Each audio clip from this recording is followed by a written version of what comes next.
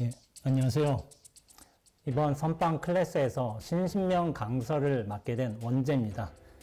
제가 이번에 불교방송과 이제 인연이 돼가지고 신신명 강설을 맡게 되었는데, 제가 사실 신신명을 새로 시작하는 데는 저한테는 좀 큰 의의가 있는 것 같습니다. 제가 절집에 해인사로 출가해가지고 저희 은사스님, 법자전자 방장스님을 당시 만나 뵈었을 적에 제가 행자신분으로 인사를 드린 적이 있어요. 저희 은사 스님께서 너는 왜 출가했냐? 이름은 뭐냐? 뭐 어디서 공부를 했냐? 뭐 이런 거를 물으신 다음에 저한테 책을 한 권 주셨어요. 그 책이 뭐냐면은 성철 스님께서 쓰신 신신명 증도가 강설이요. 이 책이에요. 그 당시에 제가 2006년에 받을 당시에는 검은색 표지였어요. 근데 지금은 좀 다시 고쳐가지고 이렇게 표지가 바뀌어서 나오게 됐지만은, 그 책을 신신명 증도가를 받으면서 제가 은사 스님께 굉장히 좀 큰 감동을 받았죠. 큰 스님께서 주신 책이니까. 그러니까 이 큰 스님의 은혜에 보답하기 위해서 어떻게 해야 될까요? 이 책을 당연히 열심히 보는 게 너무 당연한 일이겠지만은, 그것을 좀 넘어서서 내가 신신명 증도가를 외워야 되겠다, 그 생각을 했어요. 이게 은사 스님의 어떤 은혜에 내가 보답하는 방식이다, 그렇게 생각을 했던 것 같습니다. 그런데 단순히 글자를 이제 외우는 수준이 아니라 그 뜻도 헤아리면서 한자까지 다 외웠어요.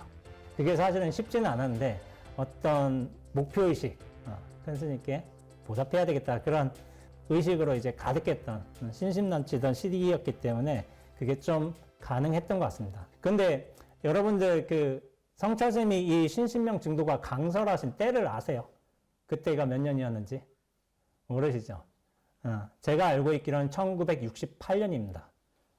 그러니까 50년 전에 강설하신 내용인 거예요. 그 당시에 스님들께서 성철 스님의 신신명 어떤 강설을 들으시고 나서 수자 스님들께서 굉장히 감동을 받으셨고, 신신명의 구절이라든지 증도가 구절 같은 거를 마음에 품어두고 계시면서 거닐면서 포행하시면서 그렇게 외우고 다니셨다고 해요. 저도 한번 다시 한번 짚어보면서 이걸 한번 강설로 한번 해봐야 되겠다, 그 생각을 하게 됐는데, 이게 불교방송에서 이렇게 잘 인연이 맞아가지고 이런 자리를 마련하게 되어서 저 역시도 굉장히 좀 감사드리고 싶은 마음입니다. 신신명에 관해서 좀 설명을 해드리자면은, 신신명은 누가 지은지는 아시죠? 삼조 승찬대사께서 지으셨어요. 근데 146구, 584자의 사원절구의 시문입니다. 근데 이 신신명을 지은 승찬대사에 대해서는 그렇게 알려진 바가 많이 없어요. 저는 이게 좀 궁금했는데 나중에 좀 읽다 보니까 해소가 되었습니다. 승찬 스님께서 출가를 하신 나이는 언제가 되시냐면은 40세야, 40세. 그때 40세는 지금의 40세하고는 의미가 다르죠. 1000년 전에 40세야, 1000년 전 40세. 근데 여러분들 생각해 보세요. 지금부터 한 40년 전, 50년 전만 해도 40세라면 굉장히 어른급으로 들어갔습니다. 제가 어렸을 때 느끼기에는 군대 간 분들은 어른이었어요, 어른. 근데 요즘 여러분들 어떠세요? 22살, 3살이 군대 갔어. 애가 갔다가 애가 또 돌아오는 거잖아. 별게 없어요. 그리고 지금은 30세가 나이 든 걸로 해석을 안 하죠. 듬직한 나이라고 생각하지는 않잖아요. 40이 돼서야 조금 나이를 먹었다, 그런 생각을 하는 경향이 많은 것 같아요, 지금에 있어서는. 근데 1000년 전이에요, 1000년 전.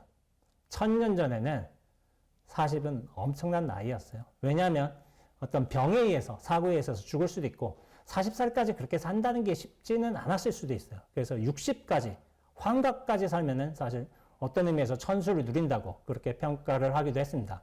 근데 지금의 40세 하면은 적당한 나이지만은, 이때 40세에 출가하셨다면은 굉장히 늦은 나이였어요, 사실은. 그 당시에 출가를 하셔서 신신명을 지으셨고, 그리고 승찬 스님께서는 서기 606년에 대중에게 이게 심지법문, 마음의 어떤 골수에 관한 법문을 하시고 난 뒤에 법회하던 큰 나무 밑에서 이제 합장하고 입적하셨다는 이제 기록이 있습니다. 이 정도 기록이 사실은 전부예요. 승찬 스님의 일대기에 관한 기록은. 이제 승찬 스님에 관한 기록이 남지 않은 이유에는 승찬 스님이 걸린 병에 관한 일화가 있어요.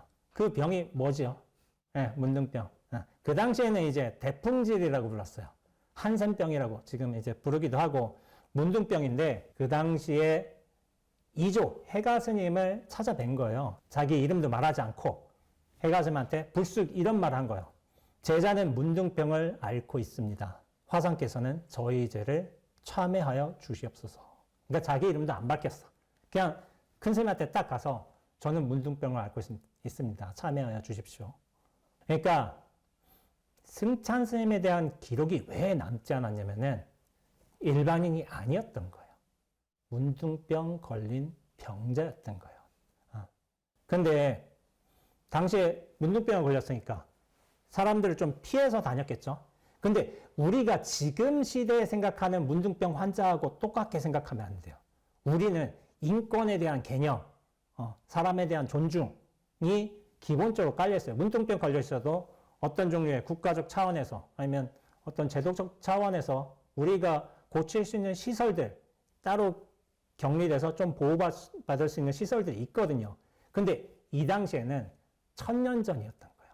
사람들이 이런 인식이 있었을까요? 문둥병 걸린 사람은 천벌을 받은 사람, 천형이 내려진 사람, 그런 식으로 해석하는 경향성이 많았어요. 그리고 그게 당연했어요. 이게 잘못됐다는 생각이 없었습니다. 그러니까 승찬 스님 같은 경우도 사람들을 막 피해 다녔을 거 아니에요. 문둥병 걸린 사람이니까. 그리고 스스로도 굉장히 좌계심이 들겠고 굉장히 소극적인 태도를 가지셨겠죠. 그런 어떤 억압된 마음으로 이렇게 소극적인 마음으로 40년을 사셨던 거야. 그러니까 이분이 정상적인 삶의 어떤 행보를 가졌으면 어디서 태어났고 누구의 자제이고 어떤 활동을 했다. 이게 몇 줄이나마 있을 수 있는데 이 병자로서 시대적 어떤 환경에서는 결코 보편적인 그냥 일반적인 사람으로서 대우받을 수 없는 그런 상황이 있었다. 그런 식으로 이해를 해야 옳은 것 같습니다. 그래서 제자는 문둥병을 앓고 있습니다. 스승께서는 저희 죄를 참회해 주십시오. 이렇게 얘기하니까 해가 스님이 어떻게 말씀하셨을까요? 그대는 죄를 가져오노라. 죄를 참회시켜 주리라. 여기에서 승찬 스님이 죄를 찾아보아도 찾을 수가 없습니다. 이렇게 말을 한 거예요. 그렇다면 그대의 죄는 모두 참회되었느니라. 이렇게 말씀하세요. 근데 이 대화 구조가 패턴이 좀 유사한 게 있죠. 달마 스님이 안심법문 하실 때도 이러셨어요. 사실은. 이게 무문간의 40일직 공안이기도 합니다. 그 당시에 이제 해가 스님이 이제 달마 스님을 만나 뵈었죠. 그때 달마 스님이 아마 면벽 수행을 하고 계셨을 거예요. 그러니까 이 되게 유명하게 된 일화가 뭐냐면은 이조이신 해가 스님께서 어떤 달마 스님이 법을 갖고 계시고 깨달은 선지식이시니까 당신께서 가르침을 얻고자 무엇을 했냐면은 단비구법의 어떤 예를 표했다. 뭐 그런 말이 있어요. 단비란 게 뭐냐면은 팔을 잘랐어요. 팔을 잘라서 눈 오는 날 이렇게 팔을 공양을 올리면서 저를 제자로 삼아 주십시오. 당신께 수행을 깨달음을 배우겠습니다. 이런 식으로 그런 열의를 표하신 적이 있어요. 이게 단비구법의 예라고 해서 굉장히 유명한데 당시에 이런 질문을 똑같이 이제 해가 스님도 달마 스님께 하신 거예요. 뭐냐면은 제자의 마음이 편하지 못하오니 바라건대 스승께서 마음을 편하게 하여 주시옵소서 이런 거예요. 그러니까 달마 스님께서 이런 말씀하신 거죠. 마음을 가져오너라. 그대를 위하여 편안하게 해주리라. 근데 해가 스님이 마음을 가져오란 말을 딱 들었는데 마음을 못 찾겠는 거야. 마음을 찾아도 얻을 수 없습니다. 라고 이렇게 말하니까 달마 대사가 이런 말씀을 하신 거죠. 그대를 위해 마음을 편안하게 했노라. 라고 이렇게 말씀하신 거예요. 이게 그 유명한 안심법문입니다. 마음을 편안하게 해주는 법문. 저는 이 공안을 좀 보면서 약간 좀 재밌기도 했어요. 왜냐하면 해가 스님이 당신 마음이 불편하시잖아. 근데 왜 달마스님한테 왜 편하게 해달라고 하지? 자기 마음인데? 말하자면은. 왜 자기 마음 남한테 편하게 해달라고 할까? 근데 이제 달마스님은 고수시죠. 깨달으신 분이기 때문에 마음을 가져오라고 했어요. 근데 마음을 찾을 수도 없고, 잡을 수도 없고, 데려올 수도 없고, 보여줄 수도 없는 거야. 그러니까 마음을 찾을 수가 없습니다. 이렇게 말하니까 내가 그대를 위해 마음을 편안하게 했노라. 이렇게 달마스님께서 말씀해 주신 거죠. 사실은 달마스님은 아셨던 거예요. 마음이란 게 구할 수 있는, 찾을 수 있는, 얻을 수 있는 그 무엇이 아니란 걸 아셨기 때문에 이런 관문을 탁 던져주셨고 어떤 극적인 상황에서 어떤 준비가 되셨을 거예요. 해가 스님께서는. 찾을 수가 없다는 걸 알게 되자 이것 자체가 사실은 안심이었다는 것을 깨달으신 거죠. 그 찾는 마음이 쉬어질 적에 비로소 그게 진정한 안심이에요. 마음이란 걸 뭔가 데려올 수가 있었다 한다면 마음이 형태가 있고 모양이 있고 성질이 있다면 이건 언젠가 뒤바뀔 일이에요. 뒤바뀔 일. 변할 일이고 변하고 뒤바뀌고 하는 건 진리의 요소가 될 수 없습니다. 그런데 그 마음을 구하고자 하는 마음, 얻고자 하는 마음, 찾고자 하는 마음, 그 근원의 마음이 탁 쉬어질 자야 비로소 그게 도리어 마음을 찾는 소식이 되어버린 거야. 그래서 구하는 마음이 쉬어질 적에 이러한 또 일화가 뭐가 있어요. 그래서 이제 구하는 마음이 쉬어진다. 이런 종류의 일화가 스승과 제자 사이의 일화가 또 이런 적도 있습니다. 한 학인이 물은 거예요. 스님, 무엇이 진리입니까? 라고 물어본 거예요. 이를테면 뭐 선사들께서는 뭐 주장자가 있으시잖아요. 이렇게 주장자 있으셔서 주장자를 딱 보여주신다든지 아니면 불자라는 게 또 있어요. 불자를 딱 이렇게 딱 옆으로 싹 놓는다든지 그런 식으로 이제 선문답을 하신 경우가 있어요. 선문답을 하신 경우가 있는데 저는 뭐 주장자가 없어서 이런 펜 들고서 하고 있지만은 한 스승께서는 좀 독특한 대답을 해주신 거예요. 뭐냐면은 무엇이 진리입니까? 물었는데 그 무엇이 진리가 아니더냐 하고서 반대의 의문을 던져준 거예요. 무엇이 진리가 아니더냐? 진리 아닌 것을 한번 가져와 봐라. 그러니까 여기에서 말문이 탁 막혀버린 거죠. 왜냐하면 본인은 진리를 찾으려고 했어. 무언가 대상인가 상황인가 물건인가 그런 걸 찾으려고 했는데 그 반대의 역질문을 던져주신 거예요. 그러니까 스승은 뭐냐면은 어떤 질문에 대해서 무슨 방식으로든 대답을 해주실 수는 있어요. 그게 틀린 건 아니에요. 수많은 이제 대답이 있었죠. 뭐 뜰 앞에 잣나무니라 마른 똥막대기니라 뭐 그런 대답도 있기도 한데 질문하고자 하는 그 마음을 콱 막아주는 거. 그러면서 오도 가도 못하게 딱 옴짝달싹 못하게 딱 멈춰주는 거. 그것도 스승의 한 역할 중에 하나입니다. 그런 기연을 통해서 또 공부를 하기도 해요. 이 안심 법문을 통해서 해가 스님이 마음이 안심이 됐어. 어떻게 보면 마음이 환히 열리셨어요. 근데 여러분들 뭐 비록 이제 1000년 전 이야기이긴 하지만은 이 안심 법문을 통해서 해가 스님이 이렇게 마음이 확 열렸는데 근데 우리는 이 이야기를 사실 수도 없이 봤거든요. 해가 스님은 왜 깨달았고 나는 왜 못 깨닫지? 물론 면전에 달마 스님이 안 계세요. 물론 달마 스님이 계셨으면 깨달을 수도 있겠죠. 뭐 그런 질문을 할 수도 있어. 그렇지만은 대선지식의 어떤 유무 여부도 있겠지만은 사실은 이거는 내가 마음을 비워놓는 정도에 따라 깨닫는 거예요. 해가 스님은 뭐 앞뒤 전황은 잘 모를 수도 있겠지만은 굉장히 고생을 하셨어. 그러면서 진리를 찾고자 하는 열망이 대단하셨어요. 그 얼마나 대단하셨으면은 팔을 잘라서 바치시겠냐고. 그게 일반적인 의지나 노력 요소가 아니잖아요. 약간 일반의 경계를 확 뛰어넘으셨잖아요. 그런 대단한 의지를 갖추신 분이었기 때문에 간절한 마음이 있었어. 그러면서 어떤 종류의 고생도 하셨어. 당신의 수행도 이어가셨어. 그러다가 스승과 인연이 탁 만나게 될 적에 깨달음이라는 기원이 탁 펼쳐지기도 하는 거예요. 그러니까 저는 그런 말씀을 드립니다. 깨달음에 있어서 가장 중요한 거는 물론 이제 선지식도 있고 도량도 있고 뭐 수행의 방법론도 있고 그렇기도 하겠지만은 가장 중요한 거는 본인이 마음을 비워놓는 정도예요. 내가 마음을 잘 가다듬고 잘 비워져 있다면은 비워놓는다면은 여러 기원들을 통해서 깨달음은 쓱 찾아오기도 합니다. 스승을 통해서 깨달음의 기원이 오는 게 맞아요. 그런 경우가 조사 가풍에서는 많은데 근데 혼자 깨달은 분들 있죠. 스승 없이도 깨달은 분들이 있어요. 새소리 듣고 깨달을 수도 있고 부처님은 이제 저 새벽 별 보고 깨달으셨잖아요. 그 당시에 스승이 설법을 듣고 깨달은 게 아니시잖아요. 사실은.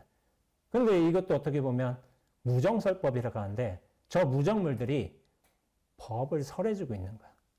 근데 그 깨달음이 오기 위해서는 그 공부하시는 학인분이 스스로의 마음을 잘 비워두고 정리해두고 해야 돼요. 그러면은 어느 순간 보는 찰나, 듣는 찰나를 통해서 깨달음이 쓱 들어오기도 합니다. 공부하는 분의 어떤 자세가 굉장히 중요한 거예요.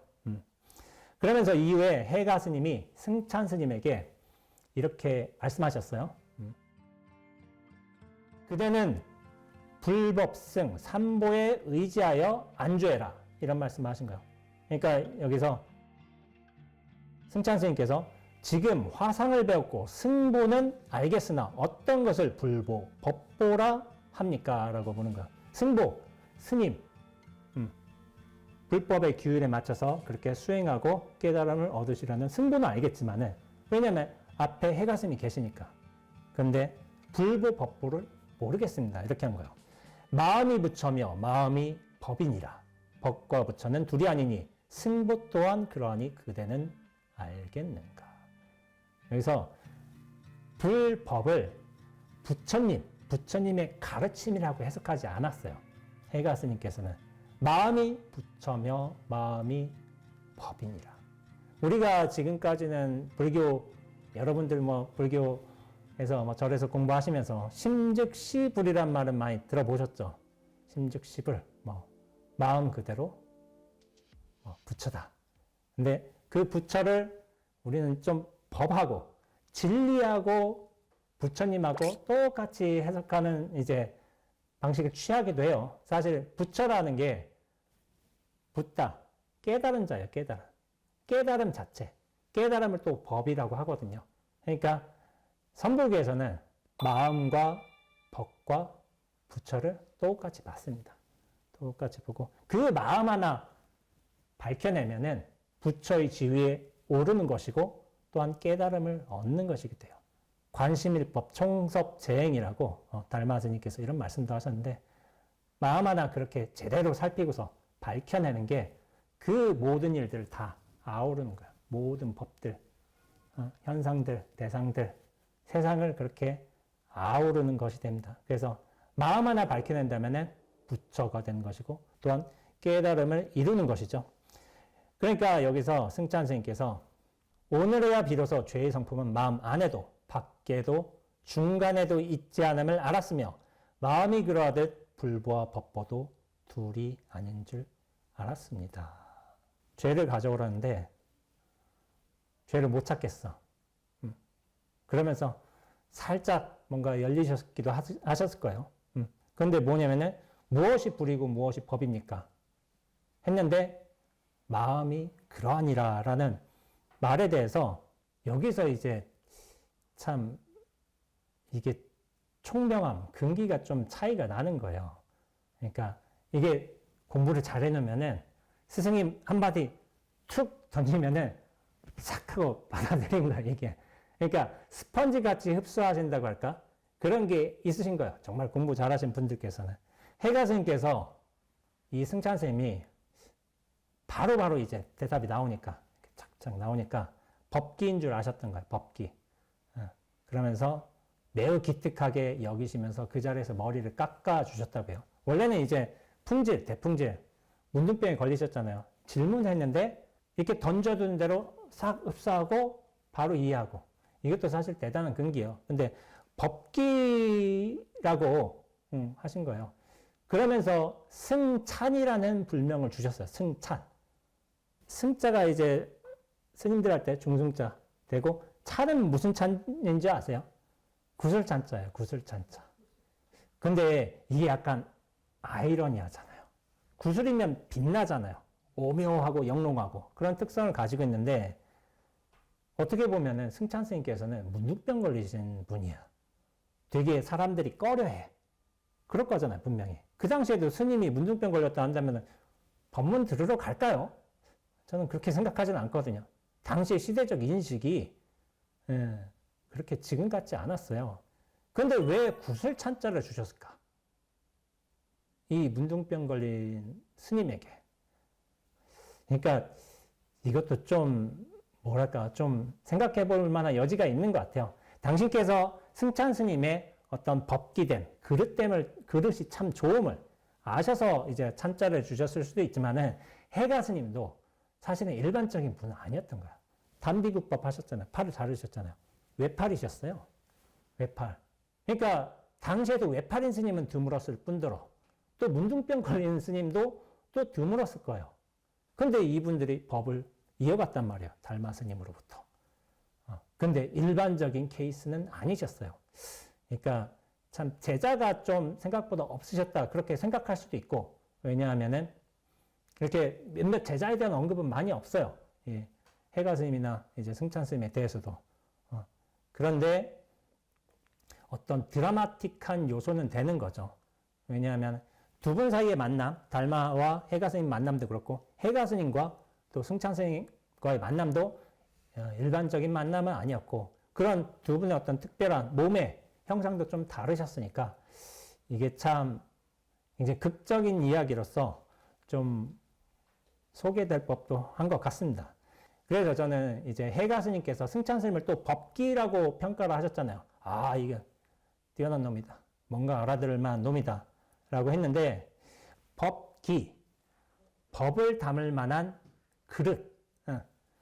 그러니까 수행이 공부가 뛰어난 사람 그 자체는 그런 뜻을 하기도 하지만은 법을 담을 만한 그릇이 되는 사람인 거예요.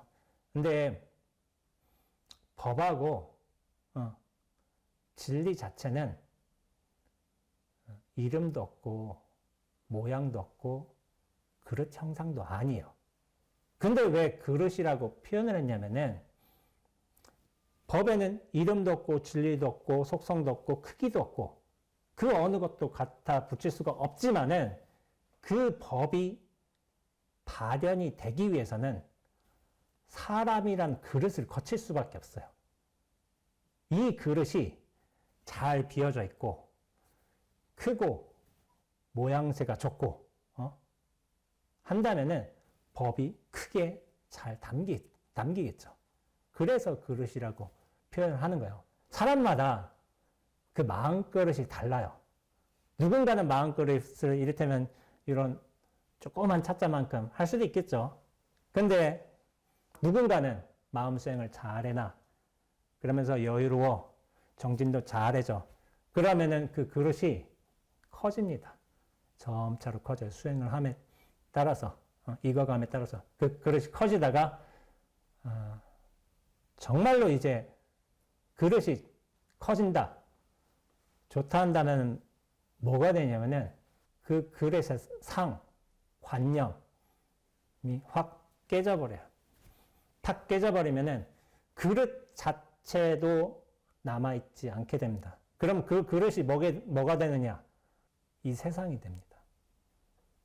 이 세상이 되고 전체가 돼요. 이 세상과 전체와 딱 개합이 될 수만 있다면은 그때는 뭐냐면은 세상과 우주를 품게 됩니다. 그게 진정으로 큰 그릇이에요.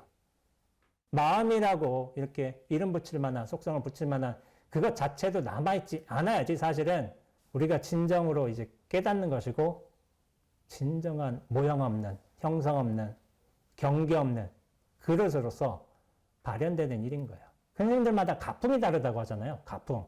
어떤 선생님은 좀 자비로운 가풍이신 분들도 있고 어떤 분은 좀 그러면 활발하게, 거침없이, 뭐 무해도인이 있을 수도 있겠고, 가풍이 다른 거는 이 마음의 어떤 타고난 속성들이 좀 달라서 그런 면도 있어요. 근데 뭐 이런 가풍이 좋다, 저런 가풍이 좋다라고 저는 얘기하지는 않습니다. 왜냐하면 가풍은 다를수록 좋아요. 왜냐하면은 사람이 자기의 성질과 모양이 약간 타고난 성격도 좀 있거든요. 그거에 따라서 누군가는 나를 이끌어줄 수 있는 가풍의 성격을 가지신 그런 선지식들도 있는 것이고, 나와 맞지 않을 수도 있어. 그러니까 여러 어떤 가풍의 선지식들을 만나 뵈면서 이렇게 인연이 맞을 수도 있어요. 그래서 가풍은 다양한 것일수록 사실은 좋습니다. 근데 이제 앞서 말씀드렸지만 그 가풍의 선지식에서 내가 배우게 되는 거는 내가 정말 그 선지식을 믿고서 내가 수행을 정말 잘 해놓고서 내가 얼마나 마음자리를 잘 비워놨는가, 그릇을 크게 한 만큼 결국에는 내 깨달음의 기원도 크게 찾아올 수 있는 겁니다. 그래서 성철 스님의 이제 책, 제가 이 강사를 하면서 성철 스님께서 하신 말씀을 몇 마디씩은 좀 인용을 할 거예요. 근데 다는 인용하지는 않습니다. 이 책이 68년에 하신 법문이잖아요. 그러니까 지금부터 50년 전이에요. 50년 전. 근래 책이 아니에요. 절대로. 책은 근래지만은 그 내용은 50년 중반쯤 됐어요. 그러니까 굉장히 개념어들이 많이 있죠. 그 당시에는 50년 전에는 사실 이런 개념들을 다 익혀야 됐고, 이게 필수적인 관문이었어요. 그래서 선이 좀 어렵기도 해. 왜냐하면은 필수적인 개념들을 좀 알아야 좀 들을 수 있는 측면이 있거든요. 제가 또 이제 뭐랄까, 법문하던 방식이 굉장히 좀 무거운 말을 쓰지는 않는 편이에요. 제 스타일상으로는. 좀 가볍게, 그러면서 또 명징하게 이야기하는 게 저는 좋다고 생각을 해서, 저 같은 경우에는 지금의 어떤 불자님들 입장에서, 특히나 불교를 처음으로 입문해 주시는 분들 입장에서는 이게 좀 어려운 말일 수도 있겠다는 생각이 들기도 하더라고요.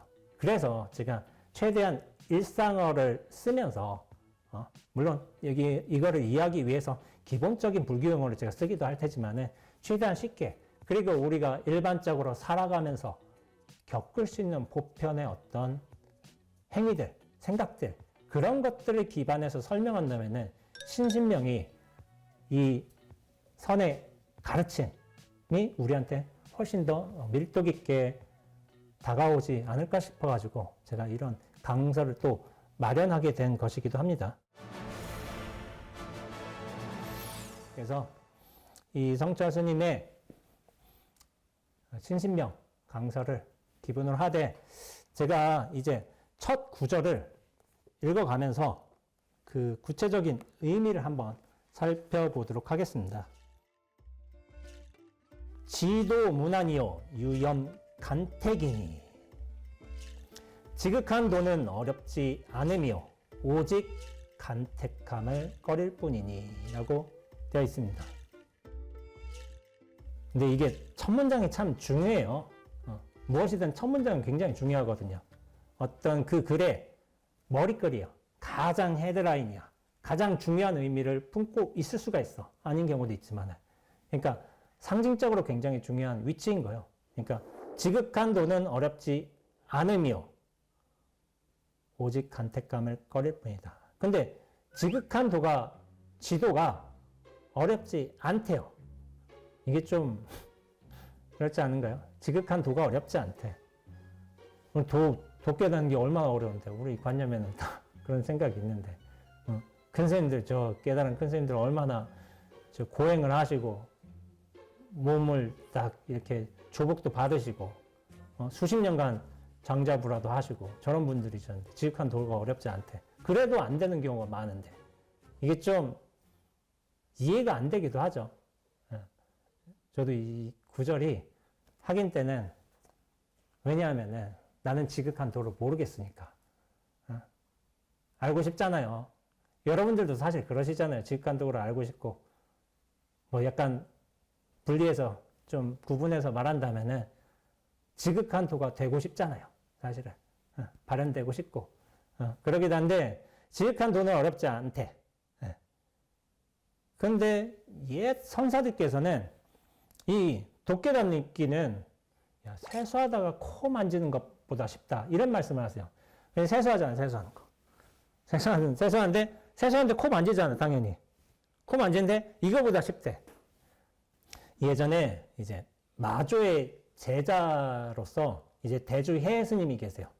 그 스님이 이렇게 계신데 어느 날 원율사라는 분께서 이제 찾아와서 이렇게 물으셨어요. 화상께서는 수행할 때 공력을 들이십니까? 애를 쓰시냐고 하는 거예요. 애씁니다. 그럼 어떻게 공력을 들이십니까? 애를 쓰는데 어떻게 애를 쓰시냐면은 배고프면 밥 먹고 피곤하면 곧 잠을 잡니다. 라고 한 거예요. 근데 배고프면 밥 먹고 피곤하면 잠자는 게 우리가 생각하기엔 힘을 들이는 게 아니거든요. 그냥 하는 거지. 모든 사람들은 그렇게 합니다. 모든 사람들도 스님처럼 공력을 들인다고 할 수 있겠네요. 그러니까 여기서 대주해 스님이 그렇지 않습니다. 그들은 나와 다릅니다. 이제 원율사가 물으신 거예요. 어찌하여 다르다고 하십니까? 그들은 밥 먹고 있을 때 먹지 않고 쓸데없는 생각을 하고 또 잠을 잘 때도 자지 않고 이런저런 꿈을 꿉니다. 그러니 나와 같지 않습니다. 라고 한 거예요.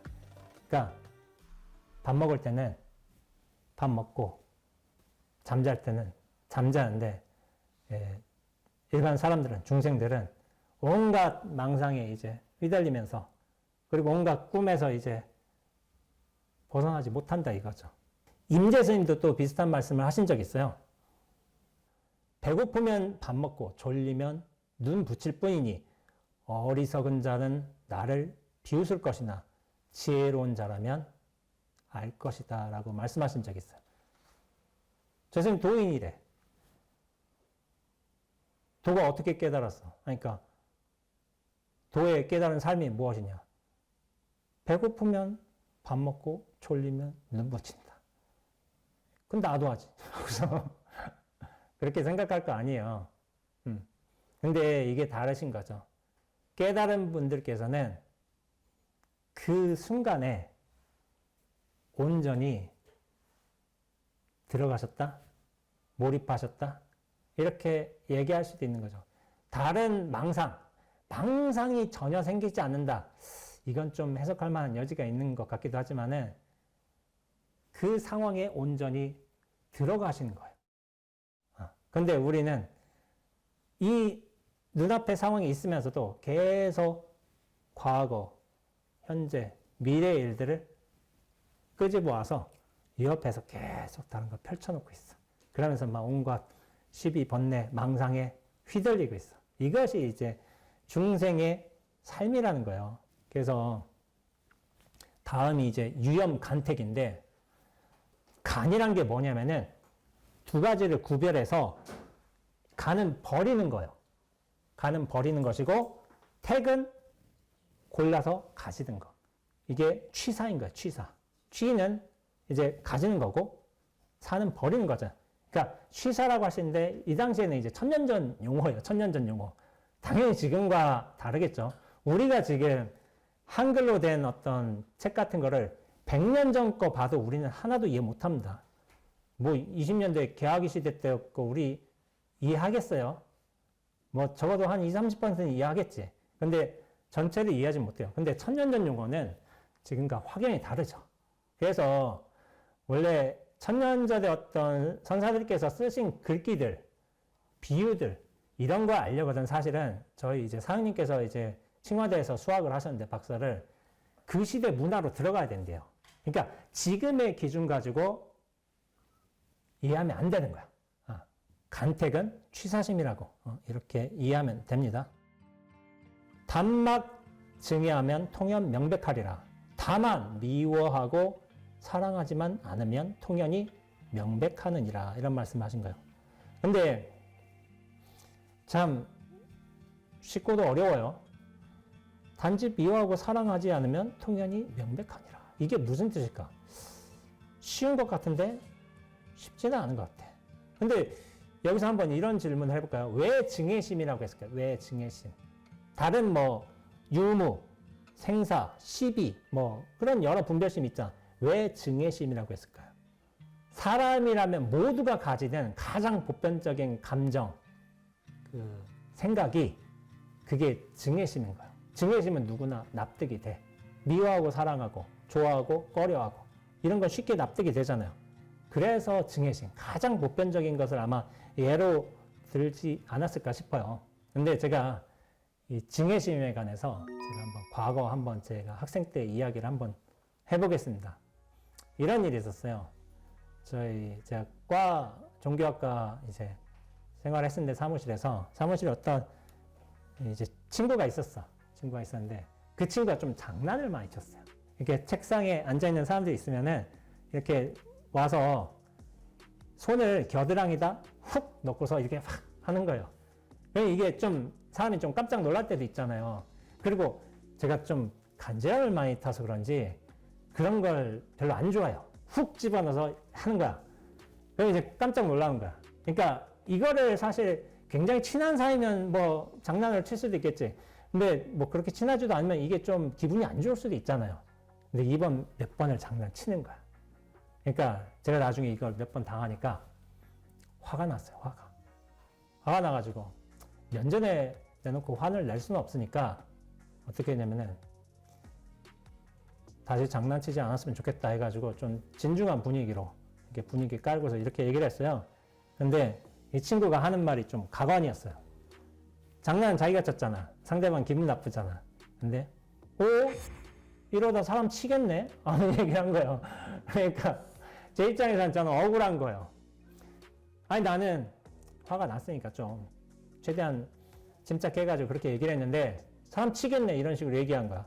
그러니까 그 친구는 저를 비웃고 그냥 갔어요. 그러면서 어떻게 하냐면 또 저 사람한테 또 장난쳐. 또 여기서 이렇게 장난이 끊이지 않아요. 근데 문제는 이때부터 생겼어요.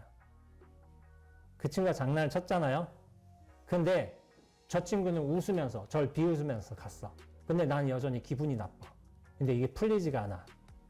이게 며칠을 가냐면은 3, 4일을 간 거예요. 계속. 분명히 장난을 치고 잘못하고 한 건 저 친구고 저는 그 상황에서 제가 요구할 수 있는 걸 요구하고 사과도 원했는데 그 친구는 저를 무시하고 간 거야. 그러니까 제 기준에서는 잘못은 저 친구가 있는데 왜 내가 괴로운 거지? 우리가 선악이라는 선인상과 악인학과라는 것도 있고 우리가 선악이라는 기본관념을 가지고 있는데 보통은 무언가를 착하게 잘한 사람이 성과를 받는 것이고 나쁘게 한 사람이 과보를 받는 것이잖아요. 근데 저는 제가 한 행동에 전혀 잘못이 없는데 저 친구가 잘못을 했는데 왜 내가 이 괴로움을 다 받아야 되는 것이지라는 큰 의문에 사로잡혔어요. 근데 그 의문이 보통 의문이 아니었던 거예요. 그냥 걸어가면서 밥 먹으면서 수업을 들으면서도 잠자기 전에도 이 한 생각이 안 떠나요. 왜 내가 고통을 받는 것일까? 3일간 잠을 못 잤어요. 너무 머리가 아파가지고. 왜 해결되지 않는 것일까? 이게 온갖 고민하고 갈등으로 되게 번잡했어요. 마음과 몸과 어떤 생각이. 그러다가 제가 그 당시에 이제 불교 공부도 하고 있었으니까 어느 불교 구절에 한 구절을 탁 보고 이게 일순간에 확 깨지는, 확 뚫려버리는 경우를 접하게 됐어요. 그 구절이 뭐냐면은 모든 고통은 집착에서 생겨난다. 이 구절이었어요. 모든 고통은 집착에서 생겨난다. 제가 딱 빠져든 게 그거였어요. 저는 시비라는 집착에 걸려 있었던 거예요. 그게 뭐냐면은 내가 옳다는 이 집착. 전 그걸 보지 못했어요. 시비 자체만 생각했지 내가 이 시를 붙들어지고서 내가 옳고 저 친구는 그러다는 이 집착은 보지 못했던 거예요. 근데 고통은 어디서 생겨나냐면은 집착이에요. 옳고 그름과 관계가 없을 수도 있어요. 옳고 그름을 내가 쥐면 쥘수록 오히려 내가 괴로운 거야. 친구의 언행에 대한, 행동에 대한 어떤 증애심이 있는 거죠. 모든 고통은 집착에서 생겨난다. 이 구절이 저를 한번 확 풀려나게 해줬어요. 그때 무슨 기분이었냐면은 온몸이 무너지는 기분이었어요. 탁 풀려가면서 우주로 저 세상으로 확 뻗쳐가는 느낌이었어요. 어떤 면으로는 되게 허탈했어요. 왜냐하면 내가 강력하게 쥐고 있던 무언가가 확 사라져 버렸으니까. 근데 어떤 면으로는 뭐냐면 굉장히 홀가분하고 자유로웠어요. 왜냐하면 쥐고 있을 그 무언가도 아무것도 없다는 사실을 깨달았기 때문에 어떻게 보면 지금으로서 생각해 보자면은 눈앞과 전체와 한번 크게 만난 거였어요, 사실은. 근데 이 만남이 이루어지기 위해서는 뭐가 필요했냐면 어떤 의미에서 좀 아이러니한 게 고통이 필요했어요, 고통이. 고통이 없으면 풀려남도 없어요. 고통이 있었기 때문에 풀려남도 있는 거예요. 중생이란 이 착각이 있기 때문에 사실 부처라는 깨달음도 있는 거예요.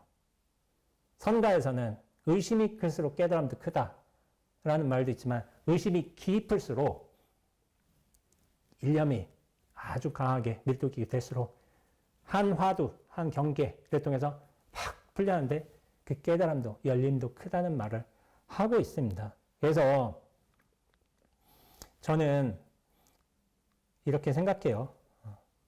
통연명백이라고 하는데 통연이라는 건 뭐냐면은 막힘없이 트여서 밝고 환해짐을 뜻해요. 통연. 하나의 전체로 통해가지고 환하게 밝아진 상태예요. 사실 이렇게 되려거든 우리가 한 가지 상황을 거칠 수밖에 없어요. 뭐냐면은 나란 집착심에서 풀려날 적에 나랑 관념, 생각, 고정된 실체 그것에서 탁 풀려날 적에 우리가 전체와 눈앞과 허공과 곧장 만나게 됩니다. 이게 세상이 한 통으로 펼쳐지는 거예요. 근데 제가 이런 경험이 학생 때도 있었고 어렸을 때도 계속 있었어요, 사실은. 근데 이게 뭔지 몰랐어요, 그 당시에는. 세상으로 확 펼쳐지고 있는데 그러면서 내 몸이 이렇게 드러나는데 이게 뭐지? 좀 신기하죠. 어렸을 때 그런 걸 접해보면은. 근데 그러면서 세상이 숨을 쉰다. 제가 그런 말을 한 적도 있어요. 탁 했는데 나무가 숨을 쉬고 있어. 땅이 숨을 쉬고 있어. 근데 이게 우리가 들을 수 있는 숨이 아닌 거예요. 그 존재 자체가 그 상황에서 기연해서 싹 살아나는 숨이 이렇게 느껴질 때가 있었어요, 어렸을 적에. 근데 이거를 잘 모르긴 했죠. 근데 이렇게 나라는 집착심에서 경계에서 확 풀려날 적에 전체로 확 뻗어갑니다. 나란 중심과 근거를 두지 않기 때문에 오히려 전체를 볼 수 있는 눈이 열리게 되는 거예요. 그것이 안목이 제대로 열리는 것이라고 할 수 있고.